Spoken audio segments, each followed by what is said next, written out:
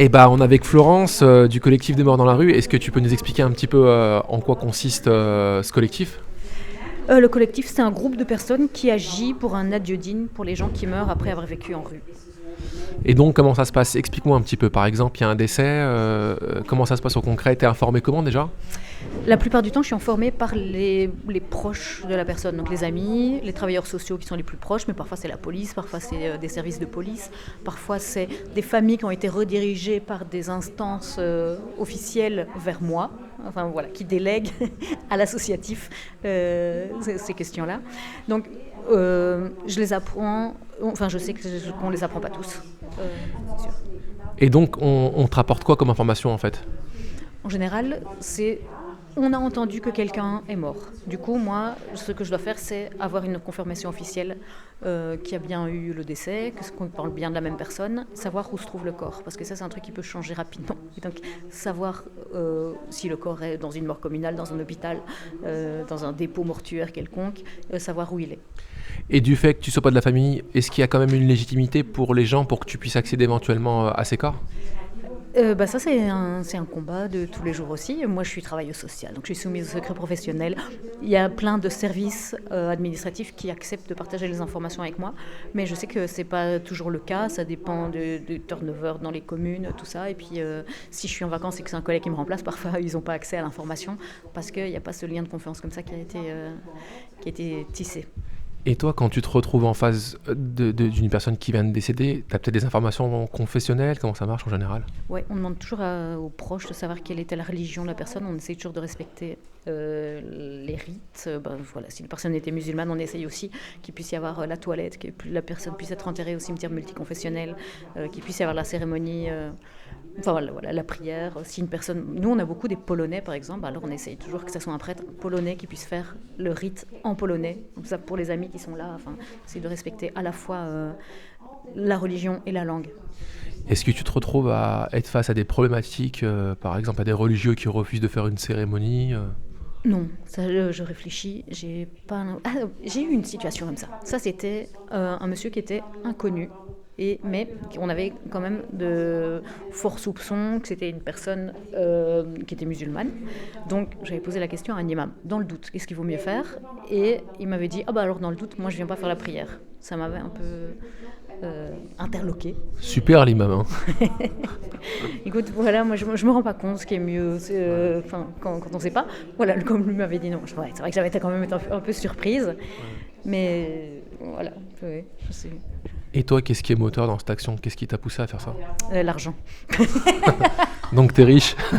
Donc c'est ce qui explique la Ferrari de devant là. Non, moi, j'ai pas de storytelling sur comment j'en suis arrivée là. Mais c'est voilà, moi ça fait plus de 15 ans que je suis dans ce sujet-là. Au départ comme bénévole, puis après comme salarié.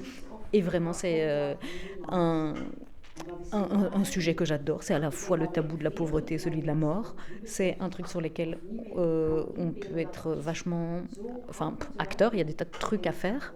Je commence à maîtriser un peu le sujet, du coup, voilà, ça fait je trouve ça cool d'être dans un domaine pour lequel j'ai l'impression que je suis une des personnes qui connaît le mieux le sujet. Moi je dis souvent que c'est un sport de combat, c'est vraiment je suis dans des bras de fer qui durent pendant des semaines pour essayer de faire améliorer les choses. Ce que j'aime bien dans cette partie de travail social, c'est qu'il y a un travail social individuel et collectif. Et les deux s'entremêlent. Je rencontre des gens en individuel qui après vont se mettre dans du collectif. Je rencontre des gens dans le collectif et puis après un moment on fait des choses en individuel. Moi j'adore ça.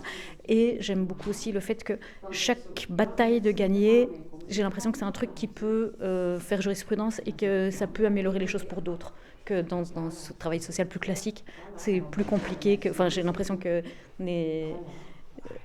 chaque combat va peut-être falloir recommencer dans un an. Voilà. Ici, en tout cas, moi, j'ai toujours cet espoir-là que chaque chose qui s'est améliorée pourra en faire profiter d'autres qui vont passer sous mes radars, quoi. Et est-ce que tu penses que ce serait intéressant que par la suite, les organismes de l'État puissent prendre en charge ces choses-là et que ce soit pas fait par des assos ? Je sais pas, parce que j'ai quand même l'impression que... Enfin, là, moi, je me suis retrouvée face à une situation d'une meuf qui travaille dans une administration communale, qui voulait pas prévenir une famille, parce elle me disait ah, moi, j'ai été embauchée pour rédiger des modèles, des certificats de décès, hein, pas pour faire des annonces mauvaises nouvelles. Et je peux comprendre, voilà, je sais pas quelle est sa fiche de poste ou des trucs comme ça, mais on est dans des logiques qui sont pas les mêmes que les logiques de l'associatif. J'ai des formations, tout ça. Enfin, je me dis, je préfère que ce soit l'associatif, mais avec de l'argent de l'État qui fasse ça plutôt que Et, voilà. et des fois, ça arrive qu'en fin de compte, il y a des proches qui te remercient d'avoir humanisé un petit peu ces personnes et d'avoir rendu hommage, non?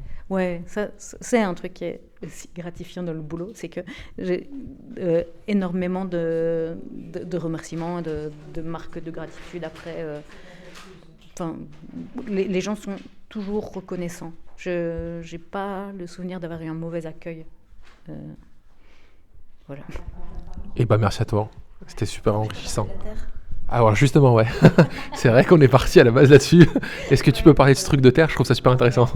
Ben, en fait, on essaye de faire toujours des trucs sur mesure. Et un des trucs qui nous est arrivé de faire, c'est quand une famille n'avait pas la possibilité d'être présente, on filme l'enterrement, on prend des photos, tout ça. Et c'est déjà arrivé qu'on prenne un peu de terre du cimetière et qu'on l'envoie par la poste à la famille pour qu'elle ait au moins un endroit pour pouvoir se recueillir. Parce que si elle n'a pas la possibilité de venir ou d'organiser un rapatriement ou des choses comme ça.